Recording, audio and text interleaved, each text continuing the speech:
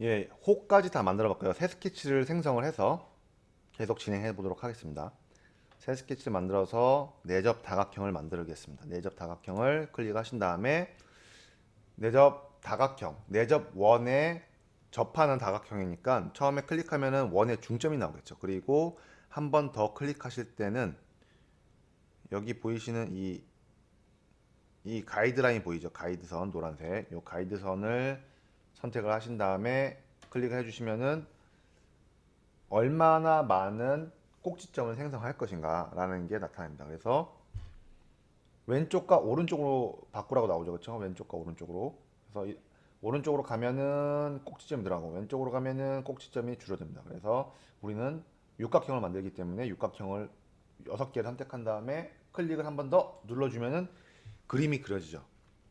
그리고 이 내접 원 크기를 줄여서 요 선분 있죠. 요 선분을 요 모서리를 다 사이즈를 맞춰주는 거라고 보시면 돼요. 그래서 치수를 선택하시고 원을 선택을 하시면은 원에 지름을 선택할 수 있게 나옵니다. 지름을 40을 넣어 주시고 40을 넣어 주시면 요 길이가 나타나게 되죠. 그렇죠? 요 길이가 나타나게 됩니다. 회색으로 나온 이유는 요 선과 요 선과 요 선이 서로 정사각형이죠. 그렇죠? 정사각형입니다. 정사각형이기 때문에 요 길이가 지금 반지름이 정의가 돼 있죠. 반지름이 정의가 돼 있으니까 요 반지름과 같은 길이가 나타나게 된다고 보시면 돼요. 그렇죠? 반지름과 같은 길이가 나타난다고 보시면 되고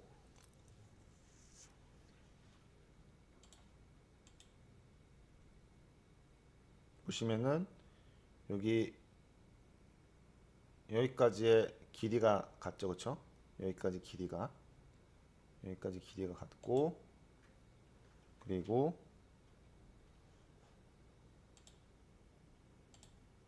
여기까지 길이가 같죠, 그렇죠? 그러면은 지금 현재 요 길이 같고 이 길이 같으니까 지금 현재 이게 정삼각형이라는 걸 알 수 있죠. 정삼각형. 제가 정사각형이라 그랬네요. 정삼각형입니다. 정삼각형. 됐죠? 정삼각형인 거를 우리가 직접 눈으로 확인했습니다.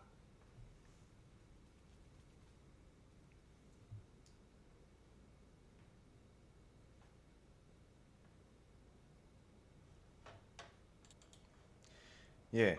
어쨌든 이 모서리 길이는 이 원의 지름에 의해서 정의가 된다는 거 제가 말씀을 드렸고요. 그리고 이 원의 중점을 이 원점과 서로 매치를 시켜서 XY 평면의 XY 좌표를 찾아내야겠죠. 그래서 치수를 누르시고 Y축과의 거리를 클릭해 주시면은 X의 좌표점이 나오고 클릭을 해주신 다음에 X축을 선택을 해주시면은 Y 좌표의 거리가 나오게 됩니다. 이렇게 두 가지를 다 입력해 주니까 다각형도 정의가 됐습니다. 그리고 외접하는 다각형은 보조선이 안 나타나요. 보조선이 안 나타나는데 이 보조선이 안 나타나지만 우리는 구속 조건을 활용해서 구속을 해줄 수가 있겠죠. 이렇게 대충 그려주고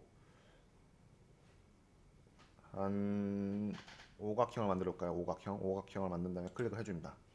그러면 여기 내접하는 다각형이 만들어졌죠. 내접하는 다각형이 사이즈가 얼마냐 치수를 선택하시고 얘를 40으로 만들어 줍니다. 40으로 만들어 줬고요. 거리도 원점으로부터 거리도 40 Y축으로부터 거리도 40 해서 40, 40의 중점을 갖는 지름이 40인 원에 접하는 5등분으로 접하는 오각형이 이렇게 만들어졌습니다. 근데 아직 구속이 안 됐죠.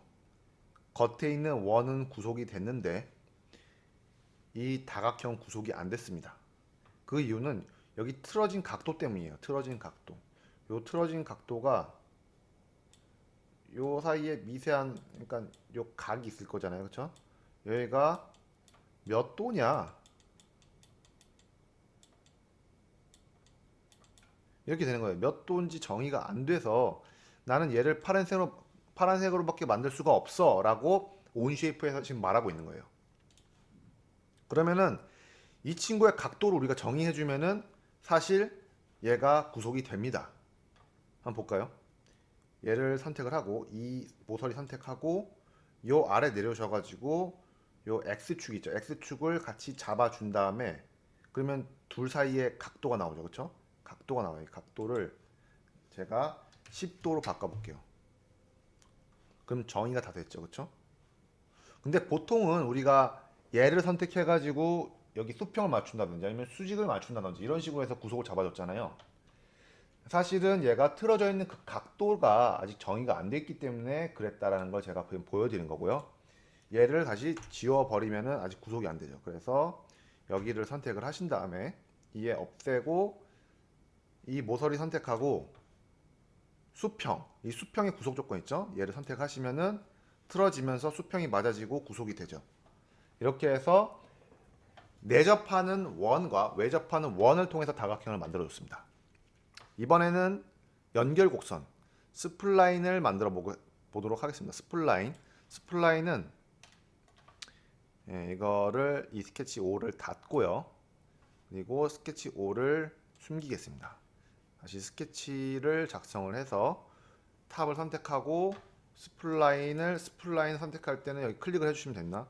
그래서 탑에서 이렇게 클릭, 클릭, 클릭, 클릭, 클릭, 클릭, 클릭, 클릭, 클릭, 클릭, 클릭, 클릭을 해서 이렇게 닫혀진 어떤 공간을 만들어 주시면 돼요. 이렇게 만들어 주셔도 되고 그냥 다시 한번 스플라인 선택하신 다음에 연결 곡선 선택하신 다음에 요렇게까지 만들어 보실게요. 또 뭔가 만들려고 하는 것 같은데 여기서 ESC 키를 딱 눌러주면은 여기까지만 만들어집니다. 마지막 클릭했던 부분까지만 곡선으로 만들어주게 되는 거예요. 그리고 제가 뭘 하려고 하는지 혹시 눈치채셨는지 모르겠는데 여기를 취소를 해줍니다. 아니면 ESC 키를 누르면은 그냥 선택 도구로 바뀌죠. 이렇게 화살표 모양으로. 그래서 얘를 보시면 여기 이 선 있죠. 이 선을 당기면은 이렇게 휘어집니다. 당기면은 휘어져요. 이렇게 휘어집니다. 이거. 그리고 얘도 당기면은 휘어져요. 그러니까 어디 있냐면은 결국에는 이 연결곡선의 마지막 부분에 있다라고 보시면 돼요. 연결곡선 마지막 부분에 이렇게 움직일 수 있는 부분이 있다라는 거, 요거를 제가 말씀드리려고 한 거고. 그리고 스플라인에 점 있죠? 점을 추가해 주면은 이렇게 움직이는 공간이 더 생기게 됩니다. 점을 만들어 주고 얘를 클릭해서 당겨 줘도 되는데 만약에 이게 어디에 정의가 돼 있다면은 구속이 돼 있다면은 안 되겠죠. 구속이 돼 있으면은 안 될 거예요. 얘는 로 값이 없기 때문에 정의해 주기가 불가능합니다. 얘는 로 값이 없어서 정의를 불가능하고 다 이렇게 클릭을 해서 뭐 점은 정의를 할 수 있겠지만 점들은 정의를 할 수 있겠지만 뭐 얘를 정의해 주는 게 뭐 이게 어렵겠죠. 이게 뭐 답이 안 나올 것 같아요. 제가 볼 때는 이렇게 정의를 해주는 게 이거는 내가 정의를 해줄 수 있는 곳을 찾아내면 되는데 정의를 해줄 수 있는 곳을 찾아낼 수가 없기 때문에 사실 정의를 못하는 거라고 보시면 돼요. 그래서 얘는 정의가 안 되는 거라고 보시면 되고 그렇게 해서 일단은 스플라인까지 다 만들어 봤습니다. 그리고 점이라는 게 있는데 점은 제가 수업 시간에 잠깐 다뤘었는데 이렇게 선을 만들어 준 다음에 이 선이 있죠? 이 선에 중간이 있어요. 중간. 여기 안 나오는데 만약에 또 선을 만들게 되면은 또 선을 클릭해서 또 선을 만든다고 했을 때는 여기 어느 지점에서 중간점이 딱 나타납니다. 그쵸? 나타났죠. 중간점. 요 네모나게 돼 있는 부분이 이 선의 중간점이 되기 때문에 여기 클릭한 다음에 또 선을 그으면은 이게 중간점이 되는 거예요. 그래서 만약에 여기서 쭉 당겨주면은 이 선과 이 두 개의 선이 서로 수직이 되게도 그어줄 수 있고 좀 움직이면 수직을 할 수 있는 그런 구속 옵션이 사라지죠. 이렇게 구속 옵션이 나타났다가 사라지고 구속 옵션이 생기면은 어떤 선과 수직이 되는지 여기 하이라이트가 됩니다. 이렇게 이런 식으로 할 때 쓸 수 있고 여기다 이제 점을 내가 찍어줄 때 점을 선택하신 다음에 여기 지점 보시면은 이렇게 나오죠. 이런 데다가 선택을 해서 중간점을 만들어 줄 수가 있어요. 이렇게 할 때 점을 활용할 수가 있습니다. 예, 그렇게 하시면서 지금 연결 곡선과 점 그리고 외접 다각형, 내접 다각형까지 다 했죠. 스케치 6번도 닫으실게요.